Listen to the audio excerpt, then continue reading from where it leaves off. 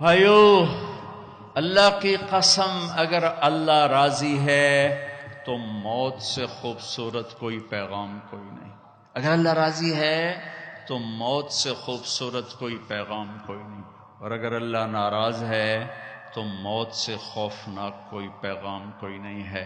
اور اللہ کو راضی کرنے کے لیے بادشاہ کو فقیر نہیں بننا پڑتا، فقیر کو بادشاہ نہیں بننا پڑتا، بس کی محمد سے وفاتوں نے تو ہم تیرے ہیں، یہ جہاں چیز ہے کیا لوح و قلم تیرے ہیں۔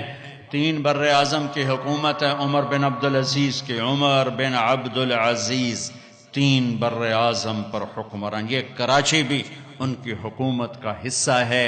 اور ان کے انتقال کا وقت آتا ہے تو رجا بن حیوہ کو بلا کر فرماتے ہیں کہ رجا، میں نے 3 خلفاء کو قبر میں ڈالا، ان کے کفن کی گرہ کو کھول کے دیکھا تو ان کا چہرہ قبلے سے ہٹ چکا تھا اور رنگ کالا پڑ چکا تھا۔ کون؟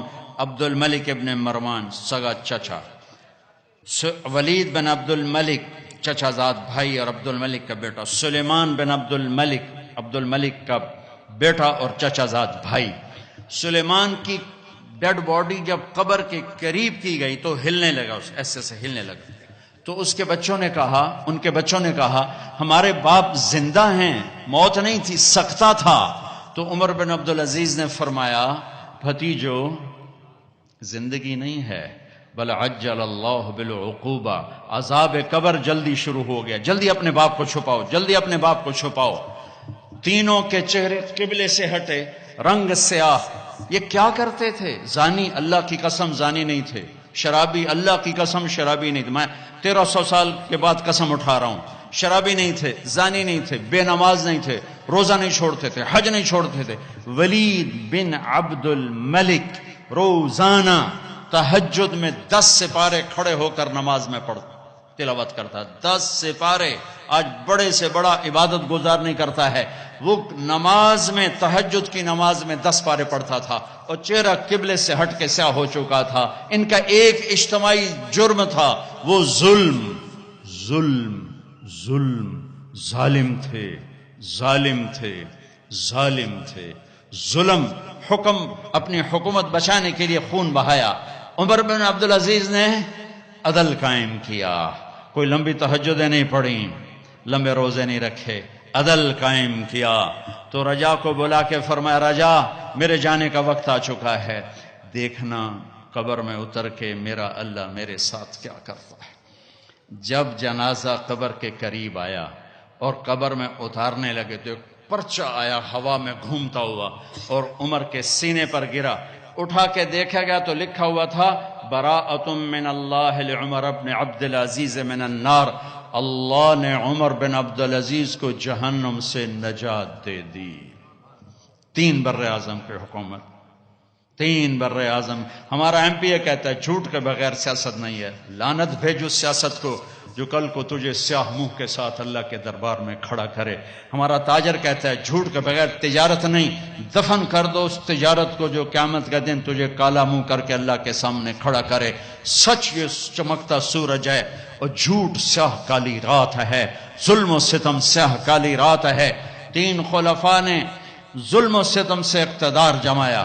عمر بن عبدالعزیز نے عمر فاروق کی یاد کو زندہ کر دیا اور اللہ نے یہ تحفہ دیا کہ قبر میں جانے سے پہلے پرچہ گر رہا ہے، قبر میں اتارا گیا۔ رجا قبر میں اترے، کفن کو کھولا، فرماتے ہیں میں نے کیا دیکھا؟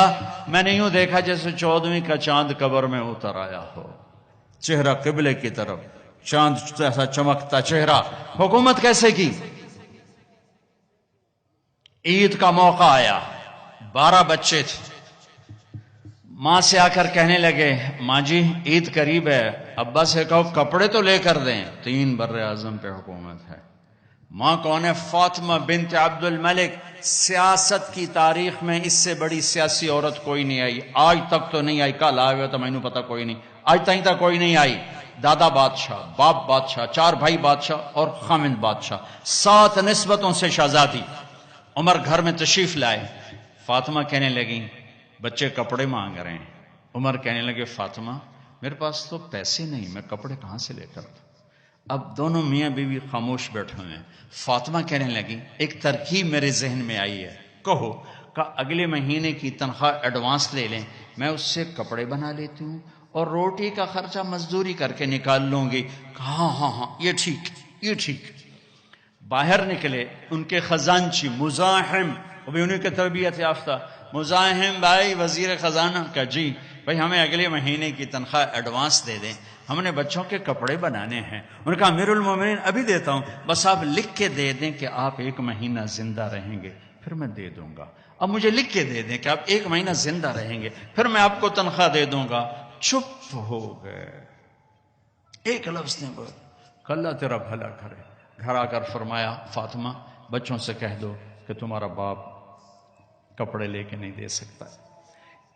جیسی حکومت بنو امیہ نے کی ہے نا اسلام میں, ایسی کسی نے نہیں کہی. دھڑلے والی, چاہے ظلم و ستم والی تھی, دھڑلے والی. اب خاندان عید کی نماز کے بعد ملنے آ رہا ہے شاہی کر و فر میں, اور بچے بھی ملنے آ رہے ہیں سادہ لباس میں. تو عمر کہنے لگے بچوں آج تمہیں افسوس تو ہوگا کہ ہمارا باپ کپڑے بھی لے کے نہ دے سکا. ان کے ایک بیٹے تھے عبد الملک, یہ باپ سے بھی 2 قدم آگے تھے. کہنے لگے ابا جان آج ہمارا سر بلند ہے کہ ہمارے باپ نے خیانت نہیں کی, خیانت نہیں کی. اس کا صلہ کیا ملا کہ جیسے 14ویں کا چاند قبر میں اتر آیا ہو. 2.25 سال میں کسی بھیڑیے نے بکری پہ حملہ نہیں کیا. ایک چرواہے کی بکری کو بھیڑیے نے اٹھایا, چرواہا رونے بیٹھ گیا. ساتھی نے کہا رونے کی کیا بات ہے, یہ تو ہوتا ہی رہتا ہے. کہ بکری پہ نہیں روئے, میں عمر بن عبدالعزیز پہ رویا ہوں, مجھے لگتا ہے وہ آج مر گیا ہے. کہ وہ کیسے, کہ جب سے خلیفہ بنا ہے کسی بھیڑیے نے میری بکری پہ ہاتھ نہیں ڈالا.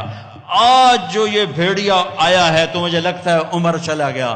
وہی دن تھا جب عمر بن عبدالعزیز دنیا سے تشریف لے گئے تھے. بھائیو وہ تو 3 بر اعظم کی حکومت کر کے کہاں بڑے مقام لے گئے. ہم تو یہ چھوٹے چھوٹے افسر کھڑے ہیں.